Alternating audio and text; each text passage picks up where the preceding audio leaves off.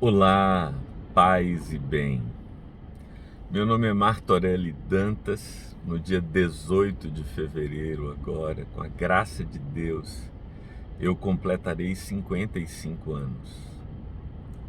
Eu tenho sido pastor, líder de comunidades cristãs há 35 anos. Eu acredito que até antes disso, porque a primeira igreja na qual eu me envolvi com a fundação da comunidade, eu tinha 16 anos, foi a Igreja Presbiteriana de San Martín. Era um grupo de adolescentes que se uniram e que inicialmente na garagem de uma casa começou o trabalho de pregação e evangelização. Depois da Igreja Presbiteriana de San Martín, quando eu entrei no seminário em 1987, eu fundei uma outra comunidade na Vila Cardeal e Silva. Era uma congregação presbiteriana. E assim passaram os anos da minha vida fundando, criando ou pastoreando igrejas já existentes. Quando na década de 80, na década de 90, a gente pensava em criar uma igreja nova, a gente pensava em um outro lugar com uma oportunidade de pregação que pudesse alcançar as pessoas do entorno, da vizinhança, e uma pregação que fosse produtora de consciência, produtora de fé, de compromisso com Deus, de salvação, salvação no sentido da superação de uma vida desprovida de significado. Infelizmente, no final da década de 90, início da primeira década do século 21, mudou essa perspectiva. Em geral, as pessoas pensam em igrejas locais como filiais de um império que pertence a determinada pessoa. Isso tornou a plantação de igrejas uma coisa muito mais complicada, até do ponto de vista ético, porque você tem que se diferenciar daquelas pessoas que querem mais um ponto de arrecadação de recursos, de manipulação de vidas para angariar capital político que depois redunde em capital econômico. No final das contas, é isso. Mas eu continuo apaixonado pelo Evangelho aos 55 anos, como eu estava aos 16, aos 19, aos 20, aos 30 anos. Eu continuo crendo no benefício do ensino de Jesus para a vida das pessoas, no poder transformador e renovador que o Espírito Santo de Deus tem e a mudança que ele pode provocar na vida de tantas pessoas. Por isso eu estou plantando outra igreja. E é uma experiência interessante, porque eu estou plantando uma igreja velha. Eu estou plantando uma igreja mais que centenária, mas que passou por muitas dificuldades ao longo desse tempo. Estou me referindo à Paróquia Anglicana da Santíssima Trindade. A Paróquia Anglicana, ela nasce no século XIX. A missão inglesa, que é o núcleo fundador da paróquia, é do século XIX. Ela continuou existindo na primeira metade do século XX, experimentou um boom de crescimento por causa do ministério do pastor Paulo Garcia, a partir da década de 70, tornou-se a maior igreja episcopal anglicana da América Latina durante algum tempo, até que no ano de 2002, Paulo Garcia deixa a igreja anglicana e leva a maioria das pessoas.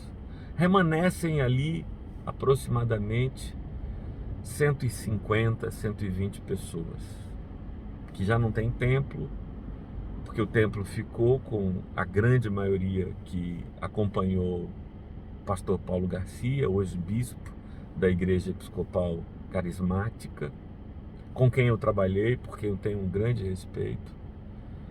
E esse grupo remanescente de aproximadamente 120, 150 pessoas ficou com o pastor Sérgio Andrade. Era então a Igreja Episcopal Anglicana do Brasil, que conseguiu um lugar, estabeleceu um excelente lugar, belíssimo lugar, na Zona Norte. E sob a liderança de Sérgio Andrade, permaneceu por muitos anos, até que sofre a segunda cisão. Sérgio Andrade e praticamente todas as pessoas que estavam com ele deixam a Igreja Episcopal Anglicana do Brasil, e agora o que resta é praticamente um nome e um grupo de não mais que 4 ou 5 pessoas daquele grupo que acompanhou Sérgio, permaneceu na Igreja Episcopal Anglicana do Brasil.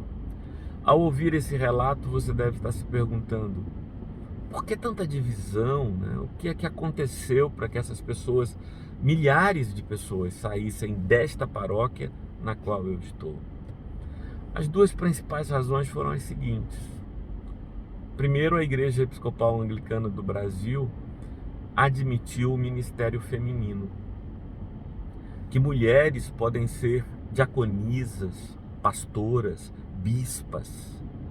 Não há restrição à participação da mulher em qualquer nível da Igreja Episcopal Anglicana. A Igreja Episcopal Carismática, por exemplo, não admite mulheres no ministério pastoral. Isso foi uma grande razão para um cisma. Mas a principal razão alegada por Paulo e alegada por Sérgio, também para deixarem a Igreja Episcopal Anglicana do Brasil, foi a decisão da Igreja de reconhecer a legitimidade das uniões homoafetivas. Isso é um choque para muita gente, para as pessoas que cresceram numa igreja protestante, evangélica, tradicional. Nós, anglicanos, reconhecemos a dignidade do amor homoafetivo. Temos e celebramos em nosso meio o casamento de pessoas homoafetivas, pessoas que são homossexuais. Nós temos no ministério pastoral pessoas que são homossexuais, porque não faz nenhum sentido você dizer que há legitimidade na união homoafetiva, mas não admitir essas pessoas no ministério. É um contrassenso. Por isso, nós não apenas reconhecemos a legitimidade das uniões homoafetivas, mas também admitimos pessoas que são homossexuais no ministério em todos os níveis, diáconos e diaconisas, presbíteros e presbíteras, bispos e bispas. Temos muitos bispos e bispas, não é? É um desafio, não é? Plantar uma igreja no mundo que se tornou ainda mais conservador. Mas é aqui que eu estou. Foi aqui, a esse lugar, que o Espírito de Deus me conduziu. E eu queria convidar você para conhecer a nossa paróquia. Nós vamos nos reunir nesse domingo, dia 5 de fevereiro, no Hotel Viladouro, na Soledade. Nosso culto começa às 10 da manhã. Eu queria convidar você para ir conhecer a gente. Você vai encontrar lá umas 15, 20 pessoas reunidas.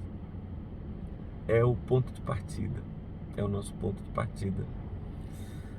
Vai conhecer o trabalho, vai conhecer o que pregamos, porque nós não pregamos outra coisa senão o Evangelho de Cristo Jesus, como ele viveu e ensinou.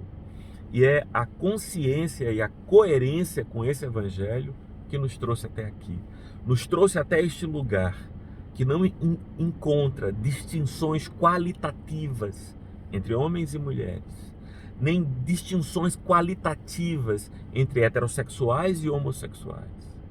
Este lugar, sendo quem somos, queremos pregar a todos, amar e receber amor, anunciar o poder de Deus para transformar vidas. Aparece lá na reunião da gente. Paz e bem.